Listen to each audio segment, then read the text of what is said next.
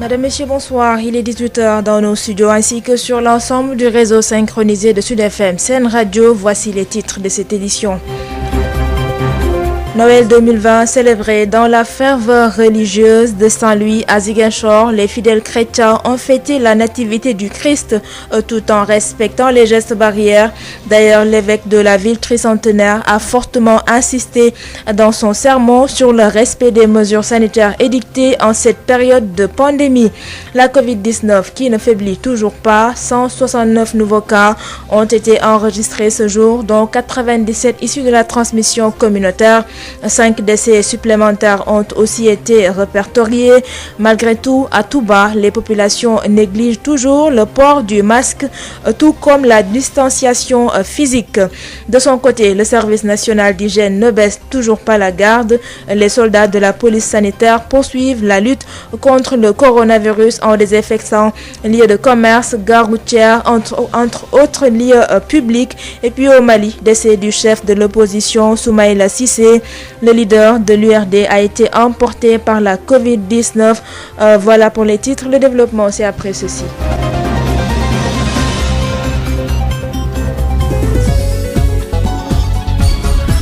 Adji Fatou Bari.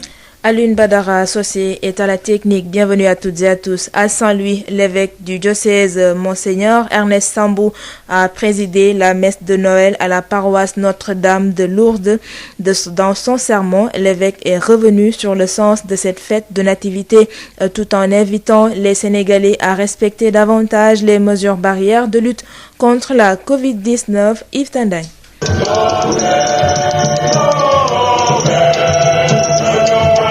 C'est par ces chants de la chorale et dans le plus grand respect strict des mesures barrières de lutte contre la Covid-19 que les fidèles chrétiens de la paroisse Notre-Dame de Lourdes de Sort ont célébré la fête de Noël.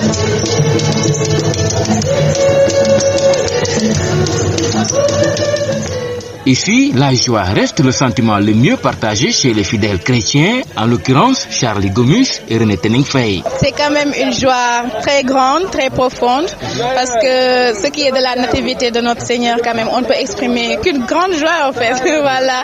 Donc, tant qu'on l'a bien célébré en communauté et surtout en famille, nous trouvons que c'est essentiel. C'est une belle fête. Noël nous rappelle toujours la naissance de Jésus-Christ, et cette naissance est une nouvelle vie pour nous en tant que chrétiens, en tant que catholiques. Cette année, c'est un peu particulier parce qu'il y a le Covid-19, mais on rend grâce à Dieu. Et l'évêque du diocèse de Saint-Louis, Monseigneur Ernest Sambou, qui a présidé la messe, d'aborder dans le même sens. Bon, Noël est une joie parce que ça marque un mystère qui nous dépasse. Les gens voient Jésus comme prophète tout simplement, mais ils n'arrivent pas à percer et voir que Jésus est plus qu'un prophète. Toutefois, il a saisi l'occasion pour inviter les Sénégalais à continuer de respecter les mesures restrictives afin de barrer la route de manière définitive au coronavirus. Le monde est créé par Dieu, l'homme est créé par Dieu et Dieu ne rejette pas ses créatures. Faisons-lui confiance et nous savons qu'un jour ou l'autre, ça sera fini. Donc nous devons fournir tous nos efforts, des efforts vraiment réels pour respecter les mesures barrières, pour nous protéger et protéger le voisin ou l'autre. Également, des prières ont été formulées lors de cette célébration eucharistique pour la fin définitive de cette pandémie de la Covid-19 dans le monde. Saint-Louis, Yves Tendeng, Sud FM. Dans le sud également, Noël a été célébré sur fond de pandémie, une particularité cette année qui n'a rien enlevé en la ferveur religieuse dans les églises comme dans les maisons. Ziguinchor et sa forte communauté chrétienne ont célébré la nativité du Christ dans l'allégresse comme à la cathédrale de Ziguinchor où la messe célébrée par l'évêque a été suivie par notre correspondant sur place, Ignace Ndeye.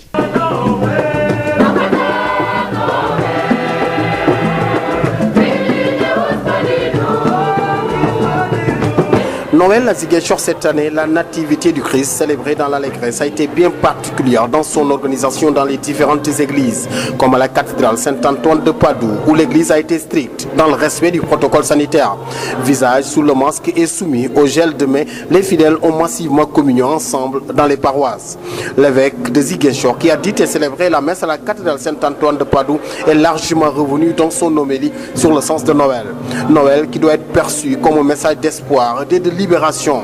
Noël comme un appel à plus d'humanité, dira Monseigneur Paul Abel Mamba. La fête de Noël est donc pour nous un message d'espérance et de libération dans la personne de Jésus-Christ.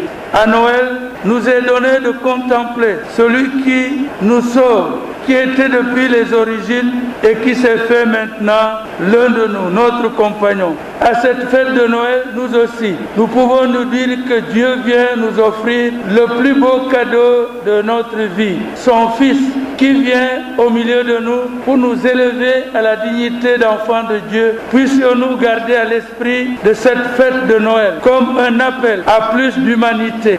Noël a été aussi l'occasion de célébrer les premières communions, notamment dans la paroisse de Néma, où des dizaines et des dizaines d'enfants ont reçu leur première communion dans une ferveur religieuse. Noël sur fond de pandémie, Ziguinchor et sa forte communauté chrétienne ont célébré la nativité du Christ dans une belle ferveur religieuse à Ziguinchor et dans les églises qui ont vibré au rythme de cette fête de Noël.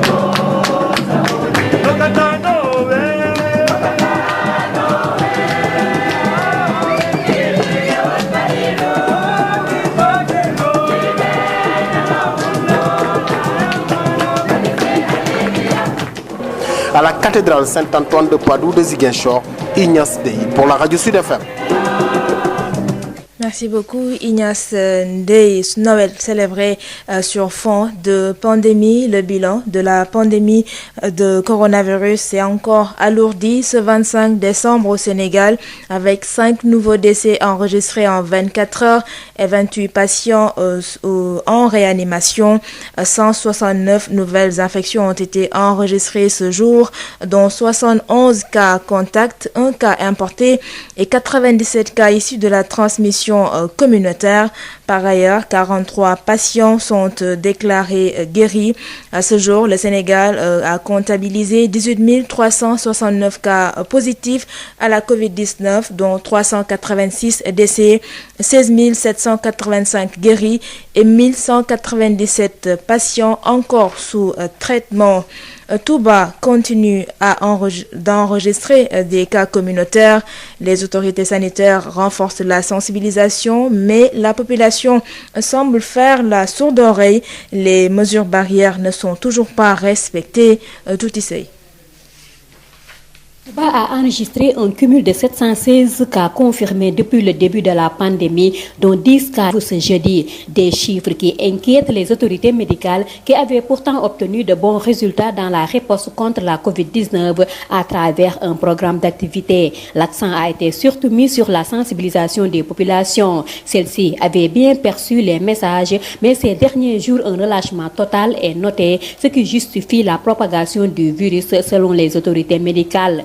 Le port de masque et l'hygiène des mains ne sont plus respectés. Dans les lieux publics, principalement dans les marchés, rares sont ceux qui portent correctement le masque et qui s'abstiennent de donner la main. Idem dans les cérémonies familiales. Dans les véhicules de transport en commun, les mesures barrières ne sont pas respectées. Mais dans la commune de Mbacké, les forces de l'ordre veillent au grain et n'hésitent pas à mettre la main sur les récalcitrants. Le médecin-chef du district sanitaire de Touba estime que le seul moyen d'éviter la maladie, c'est de respecter ces mesures barrières et il faut un engagement communautaire pour circonscrire le mal. Actuellement, les cas positifs sont pris en charge dans les structures sanitaires de Touba et les autorités sont en train de prendre les mesures pour une réouverture du centre de traitement de l'hôpital Matlaboul Fawzeyni. À la date du 24 décembre, 10 malades sont hospitalisés, dont 9 cas graves. Depuis le début de la pandémie, 41 décès sont enregistrés dans le district de Touba et 603 guéris. Tout ici Mbacké Sud FM. Le service national d'hygiène participe à la lutte pour freiner la propagation du virus. Les lieux recevant du public, tels les marchés et les gares routières, sont désinfectés. À cela s'ajoute la sensibilisation. Vous suivrez les explications de Moustapha Khan, chef de la brigade régionale de Dakar.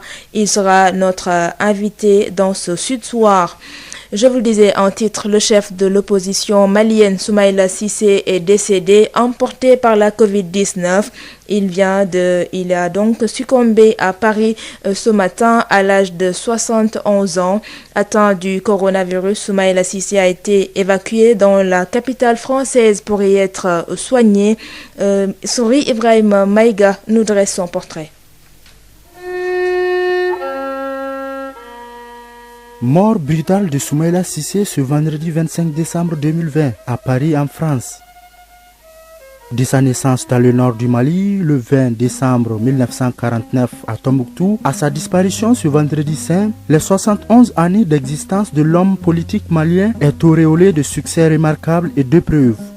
Ministre entre 1993 et 2002 et plusieurs fois candidat à la présidence de la République du pays. Ingénieur informaticien de profession, il étudie à l'université de Dakar, puis à celle de Montpellier en France et à l'Institut des sciences de l'ingénieur, d'où il sort major de sa promotion. Il travaille au sein des grandes entreprises françaises, IBM France, la compagnie aérienne Air Inter, entre autres. Il rentre au Mali en 1984 pour travailler à la compagnie malienne pour le développement du textile, CMDT, secrétaire général de la présidence de la République en 1992 sous Alpha Oumar Konaré. Investi par l'ADEMA PASJ comme candidat pour la succession d'Alpha Oumar Konaré, il arrive en deuxième position au premier tour, puis battu par Amadou Toumani Touré au second tour avec 35% des voix. En juin 2003, il crée l'Union pour la République et la démocratie URD et devient président de la Commission de l'Union économique et monétaire ouest-africaine UEMOA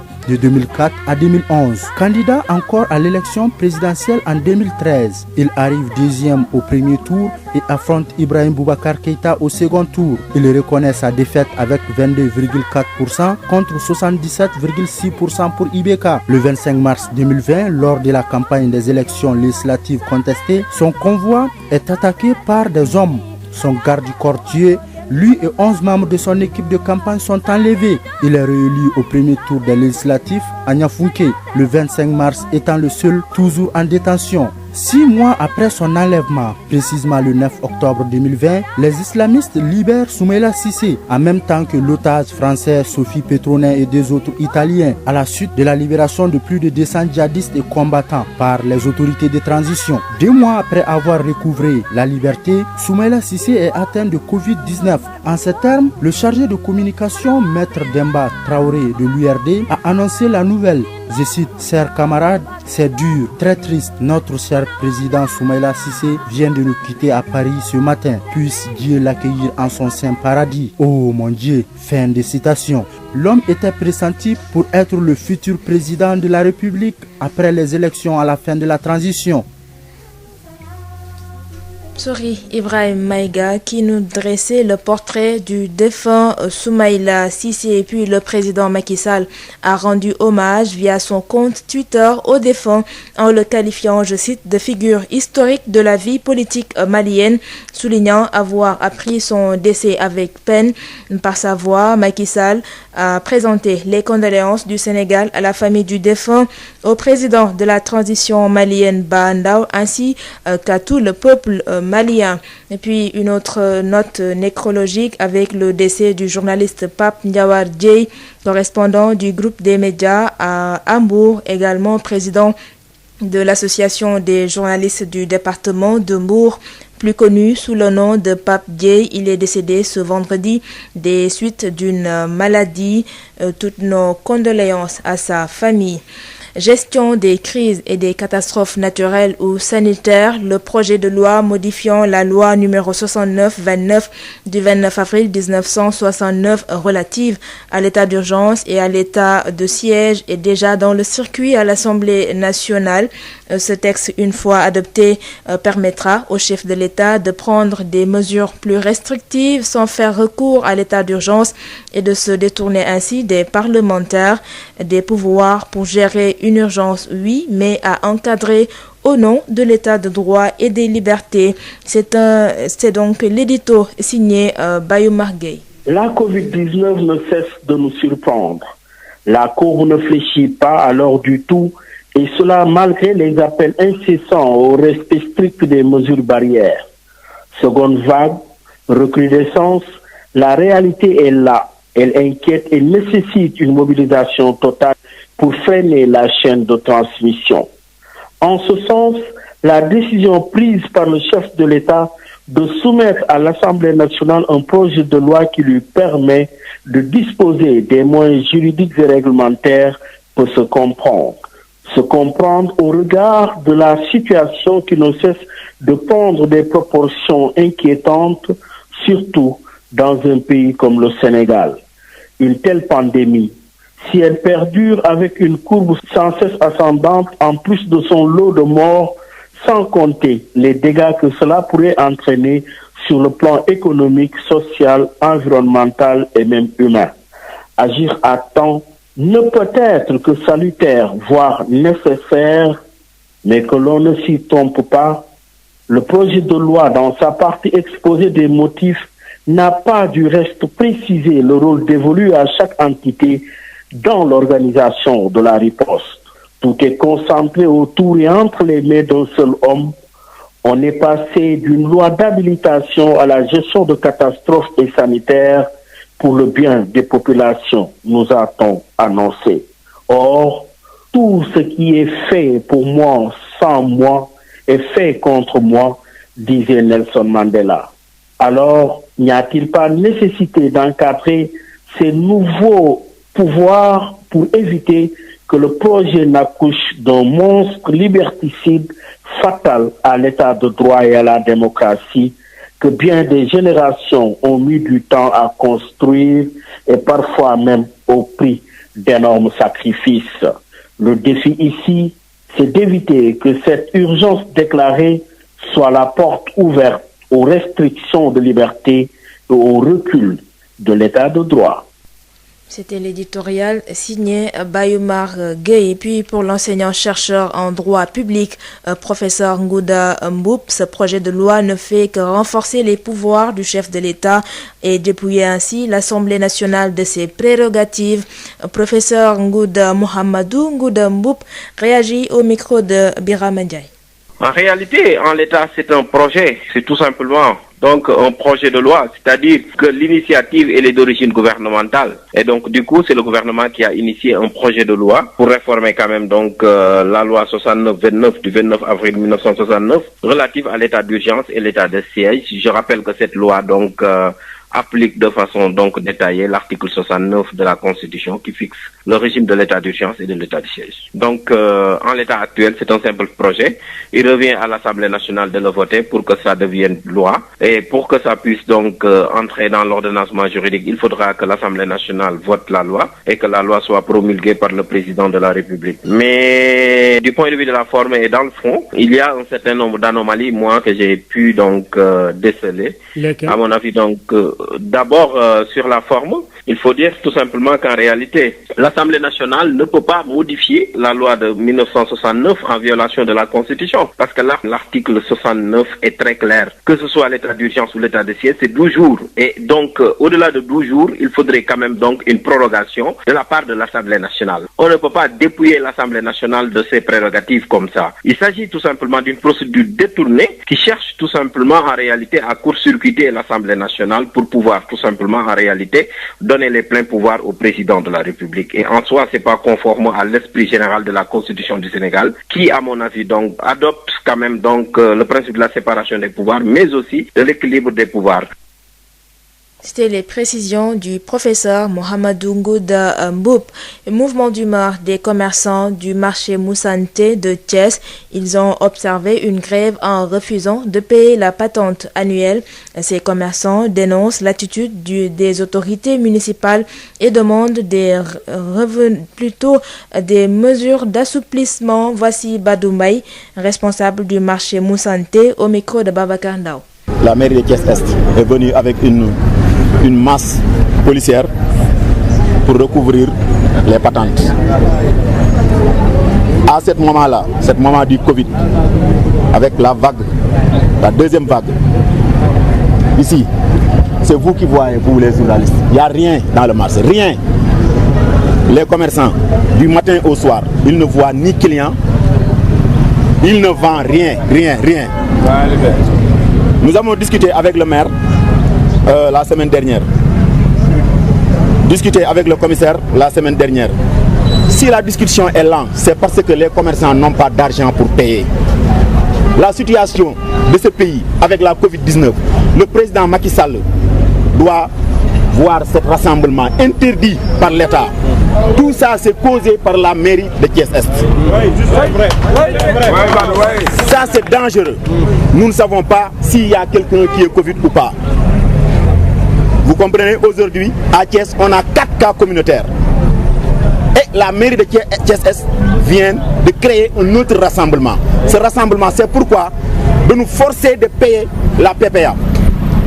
La PPA que le marché n'a pas refusé de payer, mais le marché n'a rien cette année-ci pour payer le PPA. Qu'est-ce que vous demandez? Nous demandons de nous laisser cette année. Nous ne demandons pas de négociation, d'expliquer ça et de ça. Non, non, non. Pas de discussion. Nous demandons de nous laisser cette année. Toute l'alentour du marché à payer. Toute l'alentour. Il ne reste que 7 îlots. 7 îlots qui ne vaut même pas 500 000 francs.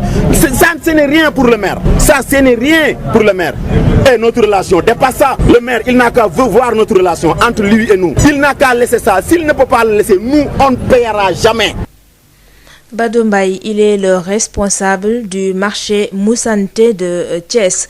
Contribuer à la sécurité alimentaire et réduire la pauvreté rurale dans les régions de Louga, Matam et Kaffrine, c'est l'objectif du projet d'appui à la sécurité alimentaire Pazalouma-Kof.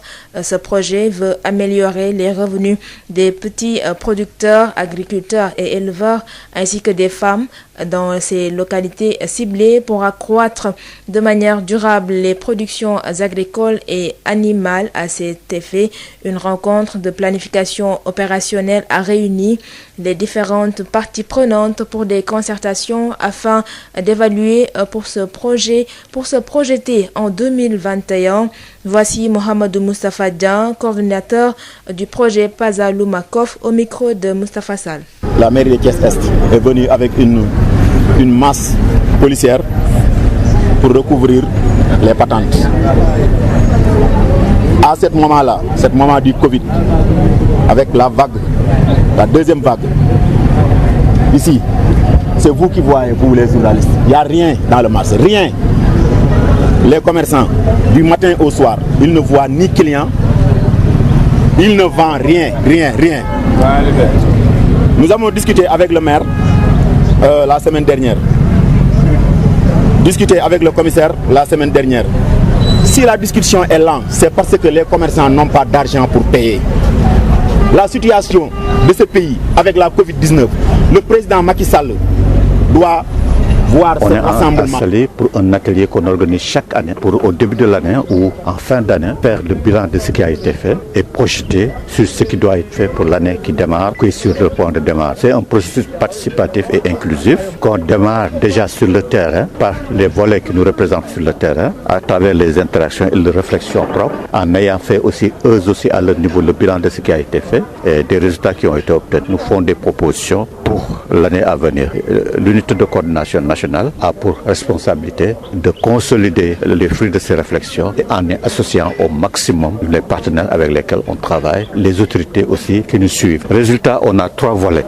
On a le volet élevage concernant des réalisations importantes. Il y a par exemple un kilométrage de 500 km de pistes de pare-feu qui nous avait été assigné. Au lieu de 500, on a réalisé 1338 km. Il y a un kilométrage de 120 km de pistes qui nous avait été assigné. À ce jour, on a réalisé 118 km. Et au niveau du volet eau souterraine, c'est les fermes agricoles. Il y a un objectif de 36 fermes qui nous avait été assigné et on a réalisé 46 et en plus, on a installé le solaire au niveau de 10 fermes. Résultat toujours, au niveau du volet eau de surface, là c'est les bas-fonds où on essaie de retenir l'eau pour recharger la nappe phréatique et pour permettre aussi des activités rizicoles. C'est un objectif de 14 bas-fonds à aménager qui était assigné et actuellement on en a aménagé 22 et on est en train de finir le dernier. Par exemple, l'année dernière, on avait emblavé 911 hectares de riz. Cette année, on a emblavé 1825 et on a amélioré aussi les taux de rendement qui sont passés de 2,9 à 3,9 avec le concours de la bonne pluviométrie et avec le concours aussi des appuis en intrants importants qu'on a accordés aux producteurs et des activités de renforcement de capacité. On passe à présent à notre Sud FM, l'invité du jour. Il s'agit du chef de la brigade régionale de Dakar, Moustapha Kane, revient sur les actions menées par le service national d'hygiène dans la lutte contre la Covid-19. Il répond aux questions de El Hadj Malick Ndiaye. Voilà, donc moi je m'appelle Moustapha Kane. Je suis ingénieur du génie sanitaire et chef de la brigade régionale d'hygiène de Dakar. Alors, dites-nous, quel est le rôle du service d'hygiène dans la lutte contre la Covid-19? Voilà, depuis le début de l'épidémie, le service d'hygiène intervient dans plusieurs niveaux. D'abord, il intervient dans les centres de prise en charge des malades pour désinfecter l'environnement, aider les prestataires à se protéger et gérer les déchets contaminés. Maintenant, désinfecter en même temps les ambulances ou bien en tout cas les véhicules qui ont à transporter des cas suspects. En plus de cela, nous faisons au niveau communautaire des sensibilisations pour en tout cas le respect des mesures barrières comme le port de masque, la désinfection à domicile qui est très importante et que les gens souvent oublient. C'est-à-dire que le service d'hygiène fait des désinfections de grande envergure en ciblant les établissements recevant du public, comme les marchés, comme les services administratifs, en tout cas tous les endroits qui, en tout cas, où il y a des rassemblements des populations. Mais souvent à domicile aussi. Ces opérations que nous menons à de grandes envergures doivent être complétées à domicile. Et ça, les populations peuvent le faire elles-mêmes. C'est-à-dire que d'abord, il faut désinfecter régulièrement les objets qui sont échangés au niveau de la famille, comme les téléphones portables, comme les clés, comme les loquets des portes, comme les surfaces sur lesquelles on travaille. Parce que tous ces objets et surfaces sont souvent contaminés parce que nous les touchons avec les mains. Et comme vous le savez, les mains constituent véritablement, en tout cas, la voie de transmission de la maladie à Covid-19. Et nous insistons aussi au lavage des mains à l'eau et au savon à domicile. Ça, vraiment, c'est les activités essentielles que nous menons. Justement, Dakar est l'épicentre de la maladie de la Covid-19 aujourd'hui. Alors, concrètement, qu'est-ce que vous faites sur le terrain? Voilà, concrètement, depuis qu'on a constaté, depuis même avant la deuxième vague, c'est-à-dire qu'au moment même de la avant l'épidémie, on a mené des sensibilisations des populations pour rappeler surtout le lavage des mains à l'eau et au savon. Nous avons distribué des kits d'hygiène, des kits de lavage des mains, en tout cas dans les endroits assez stratégiques, pour véritablement rappeler les gens sur l'importance du lavage des mains et son effectivité. Ça, c'est des activités que nous avons menées. Nous avons mené aussi des opérations de grande envergure qui nous a amené à traiter, à désinfecter l'environnement, les grandes artères, les points assez stratégiques, les marchés et les établissements qui reçoivent du public. Parce que le virus, à un moment donné, quand on a constaté qu'il y avait une transmission communautaire, ce virus pouvait être un peu partout. Donc, il fallait aussi donc faire des opérations de grandes envergures. Et comme je l'ai dit tantôt, appeler les gens à compléter ces opérations de grande envergure par des opérations au niveau de difficile que l'on peut peut-être nommer comme des pratiques essentielles à mener au niveau de la famille. Mais il y a aussi certains lieux publics comme les gares routières et les marchés. Comme vous le savez, les marchés, à un moment donné, il y avait des mesures de restrictions comme les fermetures des marchés, mais par la suite, vous savez que si c'était un peu dur, on a un peu allégé, mais il fallait aussi l'accompagner avec des mesures. Donc on a, en relation avec les municipalités, on avait même convenu des jours de fermeture pour que les marchés puissent être nettoyés, que le service d'hygiène puisse passer pour désinfecter. Et ça, c'est une pratique importante qu'on va essayer même de maintenir même en dehors de la pandémie. Parce que les marchés constituent le lieu d'approvisionnement des aliments. Et souvent, comme vous le savez, l'hygiène reste à désirer. Je pense qu'il y a des enseignements que nous avons obtenus avec cette Covid, en tout cas des bonnes pratiques qu'on va essayer en tout cas de maintenir, parce que ces marchés-là sont des points névralgiques.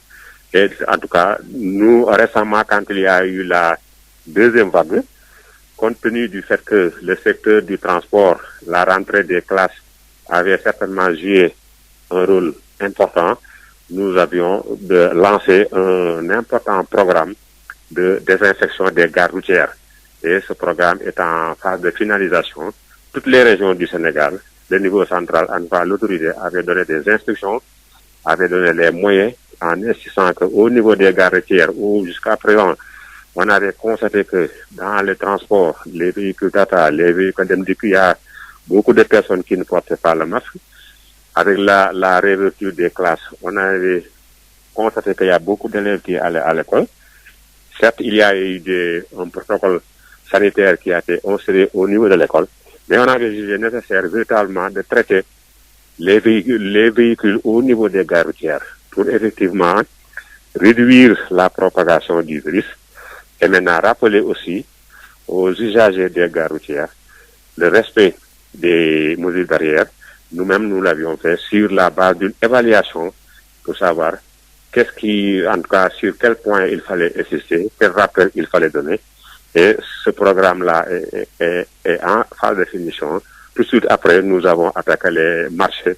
Et vraiment, c'est des opérations qui vont continuer couplées à de la sensibilisation. Alors, est-ce que vous avez les moyens de vos ambitions? Oui, ça, il faut dire que les moyens que nous avons reçus pendant cette épidémie, quand même, sont des moyens très, très, très consistants. Parce que, comme vous le savez, quand il y a eu les épidémies, on s'est rendu compte très rapidement que le service d'hygiène devrait jouer un rôle important. Ça, c'est le président de la République a compris cela pour dégager de manière prompte, en tout cas, du point de vue de la logistique, du point de vue des moyens de dernière technologie, véritablement, le service d'hygiène est actuellement assez doté pour faire face, en tout cas, à cette épidémie. Et c'est ça qui nous a permis, véritablement, de développer toutes les stratégies que je viens de citer. Et ça, il faut s'en féliciter. Et pour comprendre que les autorités, au plus haut niveau, en tout cas, nous ont suffisamment assistés pour exécuter de manière efficace, en tout cas, les missions qui nous sont assignées. Moustapha Kane, je vous remercie. Merci beaucoup. Adji Fatou Bari. À 18h passé de 33 minutes, c'est la fin de ce journal, mais avant de nous quitter, le rappel des titres. À l'instar de leurs co-religionnaires du reste du monde, les fidèles chrétiens de Saint-Louis et Ziguinchor ont célébré la nativité du Christ ce 25 décembre dans une ferveur religieuse tout en respectant les gestes barrières. À Saint-Louis, l'évêque de la ville a fortement insisté dans son sermon sur le respect des mesures sanitaires édictées. La Covid-19 qui ne faiblit toujours pas dans le pays avec les 169 nouveaux cas du jour, dont 97 issus de la transmission communautaire. Le nombre de décès également augmente.